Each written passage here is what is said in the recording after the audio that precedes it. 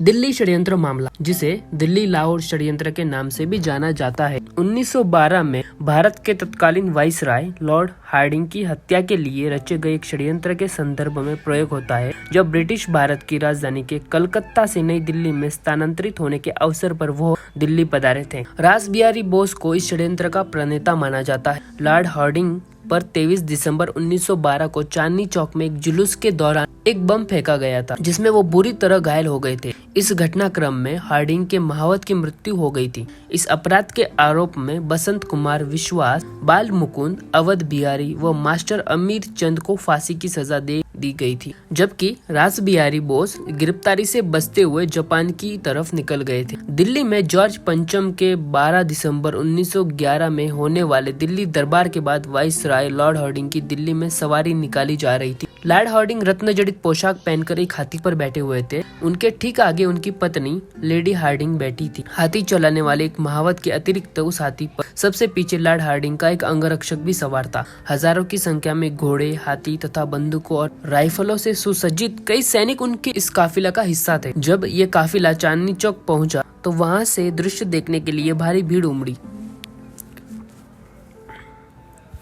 जब यह काफिला चांदनी चौक पहुंचा तो वहां ये दृश्य देखने के लिए भारी भीड़ उमड़ पड़ी। कई महिलाएं चौक पर स्थित पंजाब नेशनल बैंक की छत से ये दृश्य देख रही थी। बसंत कुमार विश्वास ने भी एक महिला का वेश धारण किया और इन्हीं महिलाओं के भीड़ में शामिल हो गया। उसने अपने आसपास बैठी महिलाओं का ध्यान भटकाने के लिए लेडी हार्डिंग के मोतियों के हार की ओर उनका ध्यान आकृष्ट करवाया और मौका पाते ही वाइसराय पर बम फेंक दिया। बम फटते ही वहाँ जोरदार धमाका हुआ और पूरा इलाका धुएं से भर गया। वाइसराय बेहोश होकर एक तरफ को जा गिरे। घबराकर भीड़ तितर बितर हो गई और इसी का फायदा उठाकर विश्वास वहां से बच निकले। पुलिस ने इलाके की घेराबंदी कर कई लोगों के घरों की तलाशी भी ली, लेकिन इसका कोई फायदा नहीं हुआ। हालांकि इस बात की पुष्टि काफी बाद में हुई कि विश्वास का निशाना चूक गया था। बम के छर्रे लगने की वजह से लॉर्ड हार्डिंग की पीठ, पैर और सिर पर काफी चोटें आई थी। उनके कंधों पर भी मांस फट गया था, लेकिन घायल होने के बावजूद वाइसराय जीवित बच गए थे। हालांकि इस मामले में उनका महावत मारा गया था। लेडी हार्डिंग भी सुरक्षित थी। गिरफ्तारियां, विश्वास पुलिस से बचकर बंगाल पहुंच गए थे। इसके बाद ब्रिटिश पुलिस रासबिहारी बोस के पीछे लग गई और वो बचने के लिए रातों रात रेलगाड़ी से देहरादून की तरफ निकले और ऑफिस में इस तरह काम करने लगे मानो कुछ हुआ ही न हो।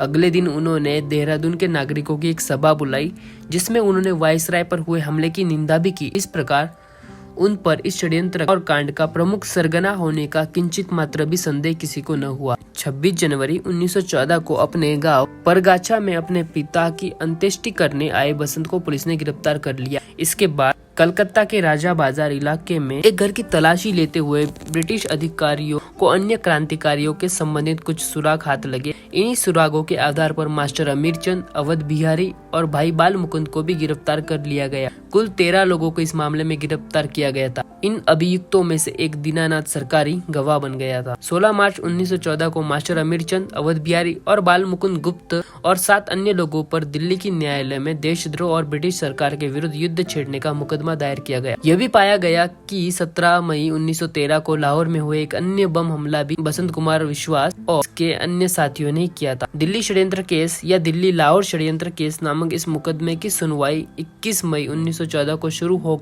1 सितंबर 1914 तक चली। 5 अक्टूबर 1914 को न्यायालय ने इस मुकदमे का फैसला सुनाया। सभी अभियुक्तों को काला पानी में आजीवन कारावास की सजा सुनाई गई थी। फैसले से नाखुश ब्रिटिश सरकार ने लाहौर हाईकोर्ट में अपील की और अंततः पंजाब के गवर्नर सर माइकल के हस्तक्षेप के बाद इन सभी की सजाओं को फांसी में बदल दिया गया था। मई 1915 को दिल्ली में दिल्ली गेट से आगे स्थित वर्तमान खूनी दरवाजे के पास स्थित एक जेल में बाल मुकुंद, अवध बिहारी और मास्टर अमीर चंद को फांसी पर लटका दिया गया था। 11 मई 1915 को अंबाला की सेंट्रल जेल में वसंत कुमार को भी फांसी दे दी गई थी। रासबिहारी बोस हालांकि पुलिस गिरफ्तारी से बचते हुए घूम रहे थे। 1916 में वे जापान पहुंचने में सफल हो गए थे। दिल्ली में स्थित मौलाना आजाद मेडिकल कॉलेज में सभी क्रांतिकारियों को समर्पित एक स्मारक आज भी उपस्थित। धन्यवाद। जय हिंद।